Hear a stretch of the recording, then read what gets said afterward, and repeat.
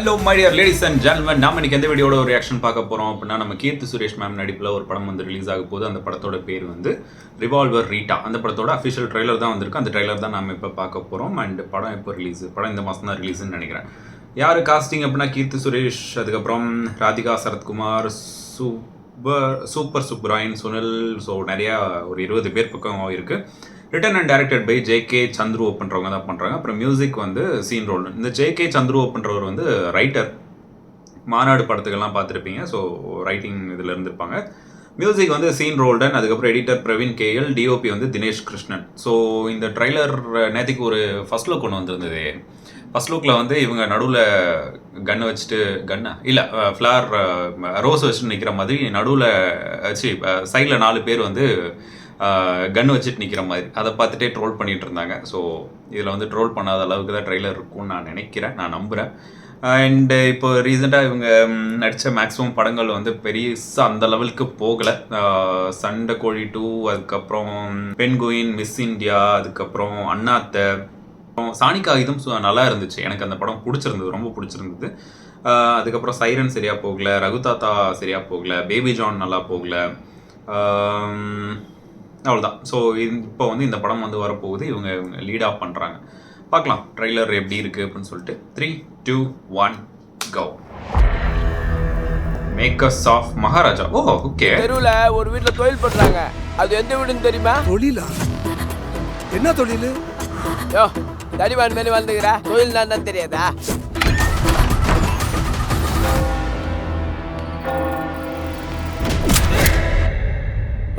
நல்லா இருக்கு எடிட்டிங். ஓ இவரு சுனில். ஓகே. அப்பாவுக்கு ஸ்கெட்ச் போட்டிருக்கான்.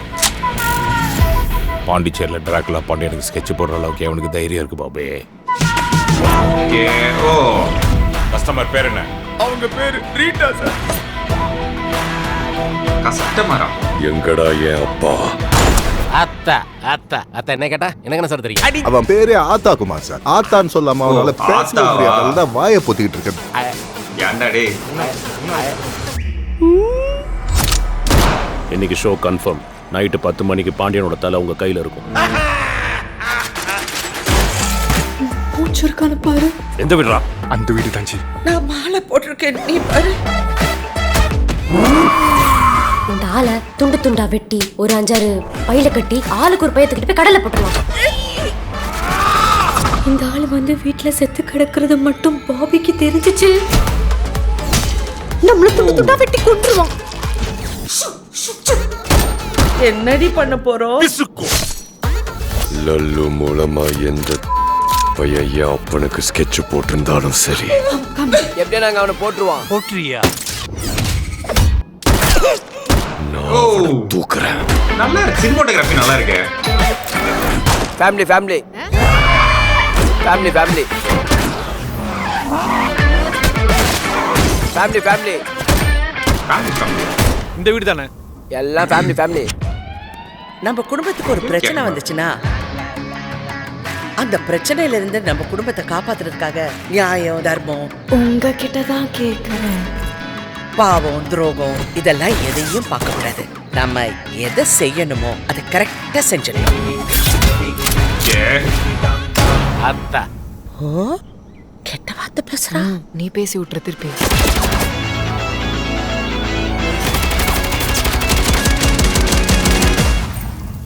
Revolver Rita. ஓகே. 28/11 இந்த மந்த்து தான். Okay okay. ட்ரெய்லர் இவ்வளோ லெங்க்த்தாக இருந்திருக்க வேணாம் அப்படின்றது தான் ஃபஸ்ட்டு என்னோட இது. 2 minutes 45 செகண்ட்ஸ்க்கு ஒரு ட்ரெய்லர். அது என்கேஜிங்காக இருக்கிற வரைக்கும் தப்பு கிடையாது. ஆனால் இது என்கேஜிங்காக இல்லை. ஒரு மாதிரி ட்ரெய்லரே ஒரு மாதிரி லேக் அடிக்கிற மாதிரி ஒரு ஃபீல் வருது. லேக்னா எங்கே சொல்கிறது, அந்த சென்டர் பாயிண்ட்ஸ் எல்லாம் வரும்போது இது இவ்வளோ தேவையில்லையோ, இவ்வளோ ஃபைட்ஸ் பண்ணி அதை ட்ரெய்லரில் கொண்டு வந்து கிறிஸ்பாக முடிக்கணும்ல, அந்த இது மட்டும்தான் மிஸ் ஆகுது. மற்றபடி சினிமோட்டோகிராஃபி எனக்கு ரொம்ப பிடிச்சிருந்தது. இடையிலேயே சொன்னேன், எனக்கு அந்தளவுக்கு ரொம்ப பிடிச்சிருந்தது. அதுக்கப்புறம் மியூசிக் வந்து சீன் ரோல்டன் சார் நல்லா பண்ணியிருக்காங்க. பேக்ரவுண்ட் நல்லா இருக்குது.